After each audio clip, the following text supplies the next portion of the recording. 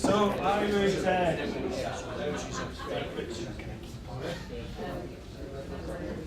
So I'd like to introduce Mark, who's VP for International Sales for Salesfusion. Okay, so we're now going to start to look much more around the bottom of the funnel. And so Salesfusion is it's one of the leading kind of mid-market marketing automation platforms. It's not. You're likely to have heard of a local and McRae&Co, which are enterprise, and you're likely to probably have heard of Acton and Cardo kind of first, and probably HubSpot, but HubSpot isn't carrying on top of this, is a black sort of sheet. But Salesfusion is, it's not quite as visible because they haven't raised $40–50 million and are spending it on marketing. They have grown out of being a very kind of technically solid, robust platform. But interestingly enough, we work with them, all the others as well, but it's got very powerful functionality, but it's at mid-market pricing. But what's also very interesting about it is that it's the only one that's built on a relational database, which means that its integration through from the marketing automation platform into the CRM, which is a big kind of issue area, is much more seamless with Salesfusion to others in our experience. So that's about Salesfusion. It's also it's the only one that's actually got a small CRM inside too, because that's where it's come from. So Mark is, he has held senior sales and marketing roles at C-Logic, Oracle, P Technologies. He's been a marketeer and sales, and he's worked for his own small business, etc. So he absolutely understands the need to generate leads and nurture them to close. Thank you, Scott. Thank you all for your time this afternoon. Just a little bit about what I've done and how I've ended up in marketing automation. So I set up a CRM consultancy in 2004. So I first got involved in CRM in 1999. We bought a product called Saleslogics. I don't know if anyone's come across that. So it's now owned by Infor. So my role as a sort of B2B marketeer was to feed a sales team with some leads. And the best way I could do it at the time, back in the late 90s, was try and do something with the CRM tool, because that's the only way that I as a marketeer could then show and justify what we were spending our money on. We set up through various roles in Oracle. I then moved on to set up a CRM consultancy where we were selling Dynamics, Sage CRM and Saleslogics. And we quickly got involved in integrating email marketing tools within those CRM platforms. But they were consistently giving sort of part of the picture and not a holistic enough picture. So back in, I think at the beginning of 2013, I was phoned up by a customer of mine and said, "Mark, what do you know about marketing automation?" I said, "Not a lot," and so put the phone down. 2 days later, I was phoned by a prospect looking to implement Dynamics CRM and said, "We're looking at Dynamics CRM plus marketing automation." I thought, "Oh, bloody hell, righto, I better find out about marketing automation, just see what this monster is." I very quickly realised it was the difference between sending out a lot of email campaigns and trying to feed that data back into a CRM system, and actually giving you the technology to provide your sales team with something that was somewhere near qualified, somewhere near a valuable conversation that they were going to have. So that's what excited me, and that's why I moved to Salesfusion in May 2013. Just before, I'll position my presentation for you. I am looking at the link between marketing automation and CRM. Okay, so I'm not going to go into a lot of the detail that Carrie did, a lot of the useful detail around how you go about creating these. I want to help you to understand that if you've got some form of CRM functionality, how marketing automation is relevant and how it can help the sales teams. Before, I just want to master the art of this clicker first. Oh, marvellous, right. Before I do, Saleslogic now called Infor CRM. Does anyone in this room in a B2B environment run one of these CRM systems? Yeah, so good number. Anyone run any other CRM systems? Any others at all? Acts, Maximizer? Infusionsoft? That'll work, yeah. So we've got a good number of people in the room using some form of CRM tool. And this is not a name or shame thing. Does anyone not have any form of CRM tool in their business today? Right, so everyone here has got some form of sales process management tool. Does anyone here, who here uses some form of email marketing tool as well? Okay. Right, hands really high if the results of your email campaigns can be pushed into your CRM tool. So the salespeople can see who's engaged. Right, so 2 people in the room can do that today.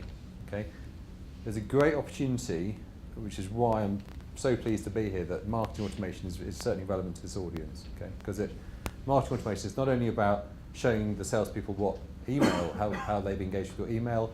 It's about showing the salespeople how they've engaged with your website, how they've engaged with the landing pages. So yeah, directly relevant to you. So hopefully, it's high level, but hopefully it will be relevant to you.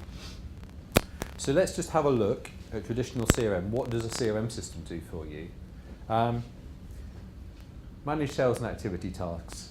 One of the key things that salespeople will do is they'll look at the most recent lead and think, fantastic, that's a great new lead, I'll phone it up. And if it gets a bit tricky, they'll probably not follow up on it. Okay, so the CRM system does help by providing you the functionality around tasks and activities to get them at least, or to be able to manage them, to close and follow up those activities. Of course, it then gives you the opportunity to create a pipeline. Some people still use some sort of spreadsheet in conjunction with CRM. However, you should really be using your CRM tool to give you that view of the opportunity, what's the probability of it closing, what's it worth, and when's it going to close. So it does help you manage that sales process. And of course, it should also help you manage an account once you've got it. So you might have a sort of farmer type salesperson, stroke account manager, or a hunter type salesperson, new business salesperson. So these guys will both use the CRM system to make sure they're maximising the value of an existing customer plus win new customers. Yeah. So any debate on that? Does anyone see CRM as being something totally different for their business? No? Good.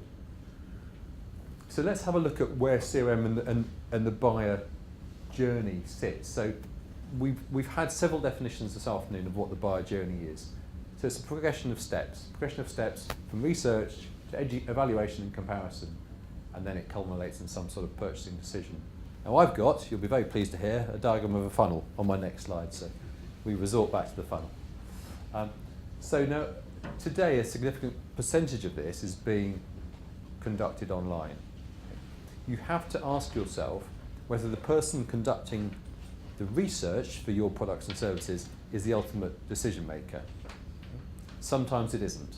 Right? So all the information that you can get from a marketing automation solution is only really relevant if you've got some degree of those decision makers within your database. And sometimes those decision makers can only come with the interaction of the sales team. So you have to consider that, you know, at the point that it touches a lead gets pushed to the sales function, they then have a very valuable job to do of helping the marketing function to generate better quality contacts in your database, which you as a marketing team can then reach out to with relevant marketing activity. We have a great process within Salesfusion where if I get a SQL, sales qualified lead, I can find out who the person is, normally on LinkedIn. I can go on LinkedIn, look at all the other people. I've got one person's email address. I'll extrapolate everyone else's email address, bung them over to the marketing team saying, this is a new lead, these are other potential influencers. I had a phone call, that process takes us about a day to get the next email out to those people. I had a phone call the following day from the key decision maker of the research that I'd previously been, you know, highlighted to. So it's great simple processes that you can work through. There's the funnel back again. Let's just have a quick look at what each person's doing. Awareness. There's lots of different ways to search for information these days. So all they're doing is they're saying that we've got a potential business need. They're not saying they're going to buy anything from you, but they're thinking, well, we might have a need, we might have a requirement. Let's see who can help us out with this. Doesn't mean it gets immediately pushed to the sales team. Information gathering. So if you're a potential supplier in their information gathering stage, what can they get from you without interacting with you, without seeing me interacting with you? Can they get a load of stuff off your website? Can they download information about your product or services. You may want to take the decision in future whether that is information you're prepared to give for nothing. Do you want to capture their contact details? If you do capture their contact details, marketing automation technology allows you then to track their behavior on your site through cookies. I'll touch on that very briefly in a few slides. So the value of doing that is that if they fill out a form, which is the form comes in effect from the marketing automation tool, you will then be able to see everything they've done previously on your site, plus everything they do in the future. Okay? Providing they don't A, clear down their cookies, or start doing it between 5 different devices. So the cookie only works on the device where they filled the form out, or if they engage with your email or another form on a different device, it'll also marry the two sets of web behavior together. Follow me? Cool. Now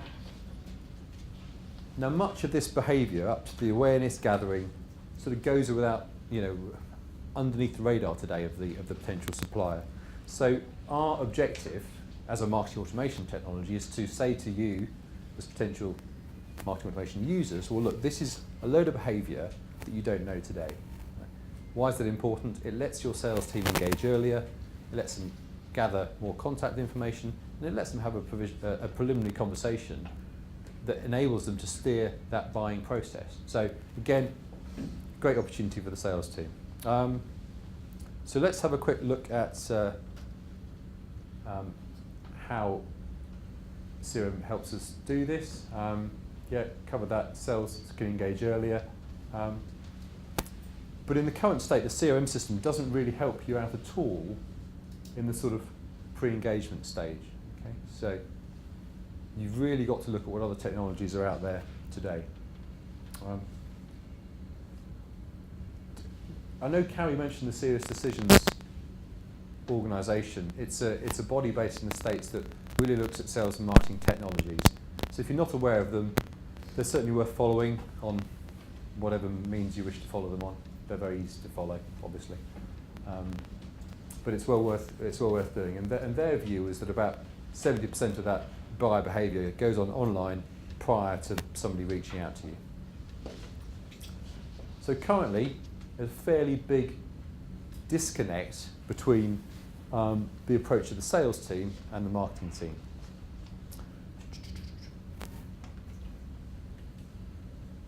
These are the key areas of disconnect. So sales is focused, when I say in technology and process, when I say technology, I mean in CRM, in process, in what they do, of managing engagement and purchase decision process. Okay, that's what their focus is, all down this part of the bottom end of this funnel. Marketing, people historically from where I come from, we were only really interested in driving leads, and we did that with disconnected technologies that didn't really speak that well to our sales team. So we can create awareness. We create the things that enable people to gather information about us, but historically we're not tuned in to creating qualified leads from that. So we're prepared to give a lot, but not necessarily ask for information back in return.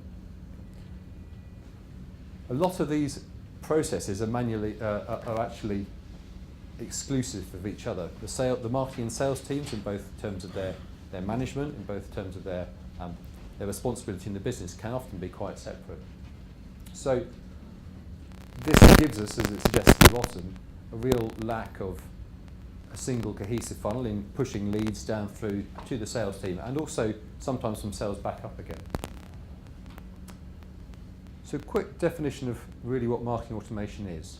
I gave you an example previously that if somebody fills out a form or opens an email, then we will put a cookie on their device which enables you to track what they do on your website.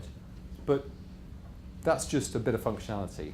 Really, you need to see marketing automation.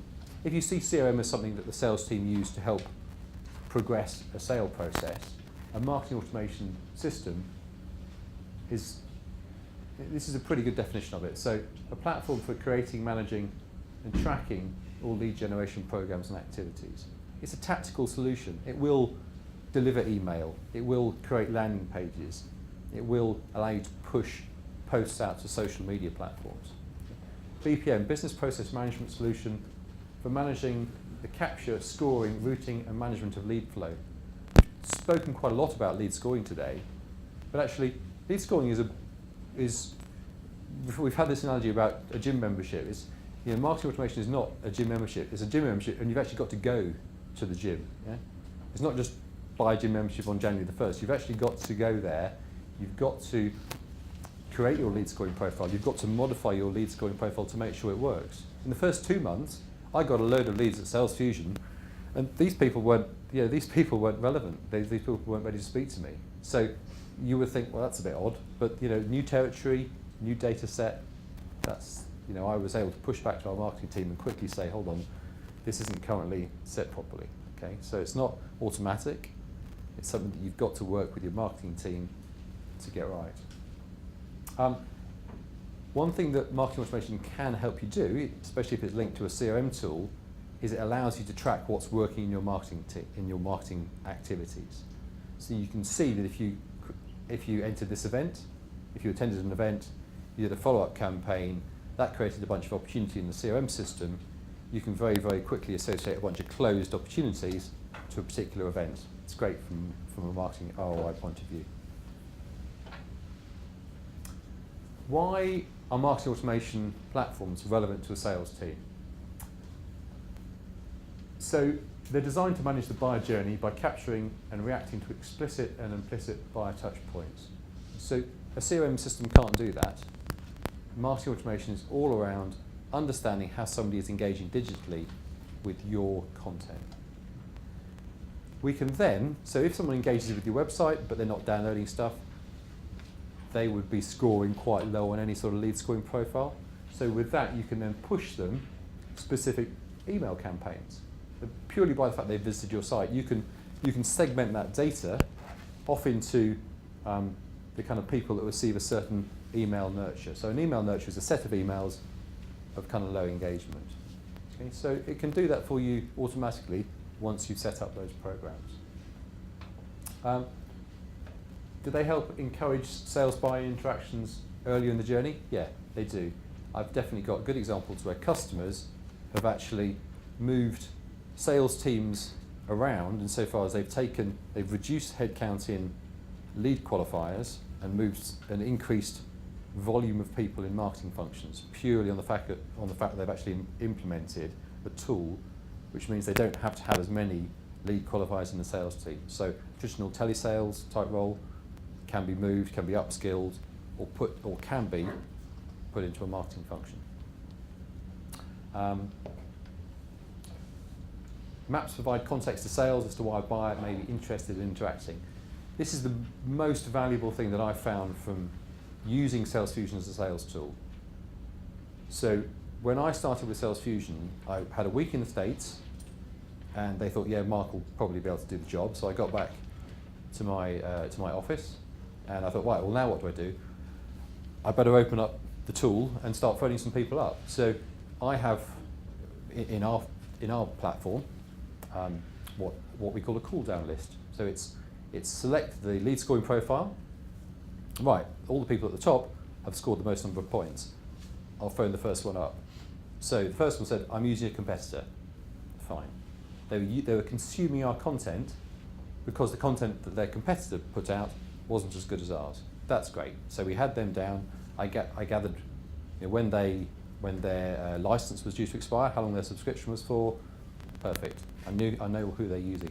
The second call, the guy swore blind that he'd never heard of us until I started asking him about his CRM system and his email marketing. And then all of a sudden it all came flooding back to him. The third person I called said, yes, I'm looking now, let's have a demo. And from working in the CRM environment, this was just like, manna from heaven. It was, from a salesperson point of view, it was a fantastic plus from where I had been. So let's just have a look at the differences. So hopefully today you've been fairly indoctrinated with the discovery, evaluate, qualify, engage, close marketing and sales process. Marketing automation on the left-hand side, you can expect that technology, when it's well driven, to manage your discover and evaluate activity. We share the qualification with the CRM tool because we could decide, once we think someone's evaluating our solution, we could then choose to push it over to the sales team. What's really important is that you have some mechanism for the sales team to push that back to the marketing team. Okay? You should have no reason, if you've been using marketing automation properly for about 6 months, to go into the kind of dead leads program that Carrie mentioned she does with some of her new customers. Because you should never have a dead lead that isn't still being communicated to. So in our world, we call it a nurture. So they haven't closed. There's been some reason marketing automation or Salesfusion isn't right for them today. We just set that contact status as nurture. We use Salesforce as a business. That then pings back into Salesfusion and says, right, this person was a lead, an SQL, but they didn't buy. So they continue to get dripped. We start their scoring profile again, and they just build up and ping back across to sales when appropriate. Completely automatic. Okay. There's no concept of a dead lead unless it's been lost to a competitor, and then we try and capture how long the subscription with the competitor is for. Interestingly, at the moment within our business, when we have a sales qualified lead, we close 50% of them. Okay? It's huge. We think it's too high, which means we might have to adjust our lead scoring profile. Okay? But it's a fantastic statistic that we have.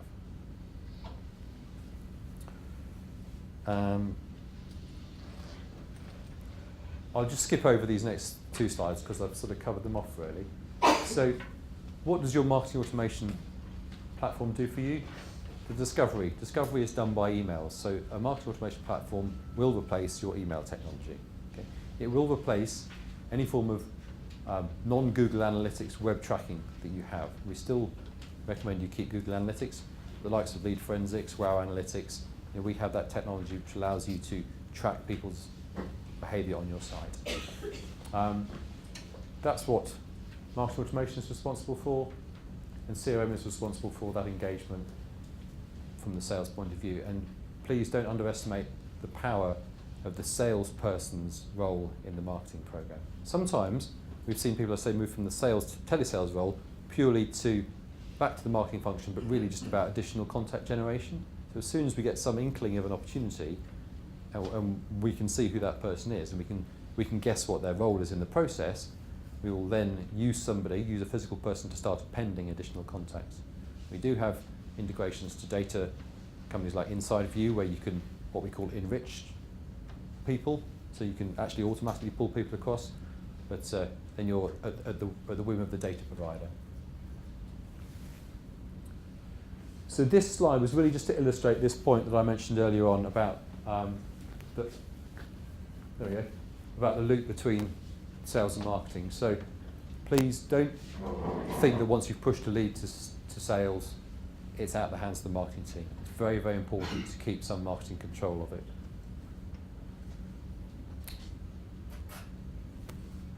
Anyone used CRM systems for more than 10 years? Yeah. Well done. So the most common challenges with CRM, top left, adoption. CRM user adoption is still a problem with businesses today. Why is that? Several reasons. Maybe the people that are actually supposed to use it haven't been explained why it helps the business or why it helps them do their job better. It's still seen by salespeople, top right, as a system they need to put stuff into rather than one that they get stuff from. Bottom left, CRM does help organise, but it doesn't address the support of a third of new leads. So we think there's a good third of new leads into the business that CRM doesn't actually influence at all. All the processes in CRM are organised around managing post-qualified activities. So it's not about new business creation, it's all about what you do to close a lead once you've got it. How can marketing automation help? It's a bit more functional, this slide. So top left, we send out emails, we put landing pages, which are the likes of the Captura demo that you saw first thing, where that lead form popped up. Somebody who's requesting content, you want to find out who that person is. So we create those forms for you to put on your landing, for you to put on your website. So there's a conjunction of implementing marketing automation, plus stuff you need to do around your website, the two are mutually compatible, obviously. So if somebody interacts with an email or a landing page, we will then cookie them. We'll then be able to identify at the contact level what they've done on your site. And if they've hit your pricing page, you can score that person 10 points. If they've visited specific pages, you can score those points. If they've shown generic web behavior, like visited 5 pages in one visit, you can say, well, that's 25 points. I don't care what pages they visited.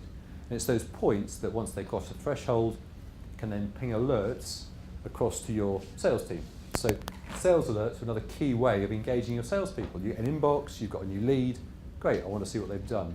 We can show that salesperson in a nice graph all the different interactions that they've had with the marketing team and also with your website. What about interactions into operations? Into operations? Within the organisation, so servicing a relationship creates opportunities. So how would that feed back into the fund? Okay, so one of the key things that you can do in a lead scoring profile is you can pull in data, which is non-behavioural data, so data from the CRM system. So that data could be around the contact, or it could be around the account. So for example, if it's an existing customer, that contact is related to. So if I'm a customer following up with service inquiry, and there's a sales opportunity in the back of that service inquiry, how would I feed it back into the pipeline as an operator? So it's an existing. So it's a. Existing pipeline. Not sure. I think that would probably would be managed outside of the marketing automation program. But a manual feed. But the important thing is to be able to make sure that person is first of all within the CRM system. Of course, if it's integrated, if marketing automation and CRM are integrated, as soon as you add a new contact for an account who's a customer or a prospect, they'll also then be included within the marketing automation database. So that's the whole point of this single funnel piece. So just close with 3 slides of how marketing automation can help. So we help you classify prospects. We can classify leads into groups based upon demographic information and activity. So you might not be interested in public sector business. Yeah? However, you might be getting a load of inquiry from it, but you know it's a long sales cycle, you know you don't want to get involved. Yeah? We can then categorise leads into different buckets, and you can use those buckets as a dynamic group of contacts, and you can segment those into different email nurture streams. You've got to create the emails, you've got to create the content, but at least you can then set that off automatically to keep those people educated. The critical thing around the presentation today is, of course, you can then classify which leads you push to sales, and it's a two-way conversation. Sales might be saying to you, this guy wasn't ready for a conversation. That's fine. You adjust it, you continue to work and improve it. So classify. Lead nurturing. The example I've used is pushing a lead back from sales to marketing. So never lose a lead. Yeah? So leads not ready for sales engagement are nurtured through automated programs. Leads that are passed to sales too soon are recycled into marketing. Just recycling. It's just what you do with your milk bottles. Not ready to buy. Don't lose them. Let marketing deal with them. Yeah? I'll manage the next sales qualified lead that lands in my inbox. Lead nurturing is fully automated and removes the guesswork how to manage early stage leads. You know, lead nurturing is not the be all and end all. It still sometimes requires a salesman to use the CRM system to say, if he says he's going to phone back in 6 weeks just to check things are still the case, then he can still do that. That's a complete isolation of this activity. But at least he knows that when he phones back in 6 weeks, if he does phone back in 6 weeks' time, that person will have received 3 emails in that space of time, and he can see within his CRM tool whether that person is open or read those emails, or whether that person has visited the site again. Yeah? So, you know, really, really useful functionality there. Accountability. This is an interesting one, because so often in the organisations that I deal with, and I have RFP around lead generation, sometimes an RFP that I get on my inbox is purely around justifying what the marketing team do. There's no conversation about lead generation. There's no conversation about generating revenue for the business. So the likelihood of me closing that piece of business is negligible, because they're talking all the wrong language as far as I'm concerned as the marketing function. The marketing function is not here to it's not here to justify the expenditure that they have, the budget they have. They're there to generate leads. And it's something that makes me really rather cross, to be honest with you. That if a marketing function thinks they can continue to spend money without any tangible results, then hundreds do, and there's millions of pounds wasted. But we're here as a business, as a technology, to help marketing teams who have the goal of creating good quality leads for the sales teams. So that's where marketing automation sits. How can it help retention? How can it help retention? So retention is about your existing customer base. Carrie mentioned earlier on, we want to send an email to our customers at Christmas. And first of all, you need the CRM system to tell you who your customers are. You can do that in two ways. Either it gets a feed from your ERP system, so it has live products in there. Often in a CRM tool, the salesperson will see whether they are good creditors, good payers, or at least whether they're a current customer. The fact they're a current customer means you can then segment them within the marketing automation platform for certain programs. It's then down to the business to decide how they want to engage with their customers. Okay. Of course, you want to tell them, you want to give them product or service specific information to your existing customer relationship. You want to make sure you build contacts within that customer, so when people leave, as they do, 25% of our B2B data degrades every year.